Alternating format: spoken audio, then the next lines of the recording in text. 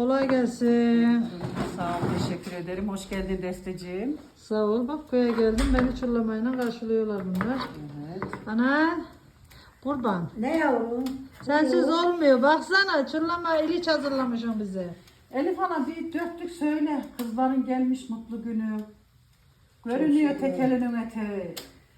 Görünüyor da tek elinin eteği, sönmüş arısı da kalmış beteği. Gitmiş yavrular usuz kalmış eteği, onun için gamlı yaslı duruyor. Of, Onun için gamlı yaslı duruyor. Bekleme gurbeti yavrum yayla zamanı, seversen Mevla'yı ağlatma beni. Seversen Mevla'yı ağlatma beni.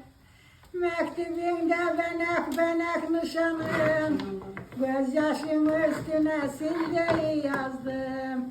Gözyaşım üstüne sil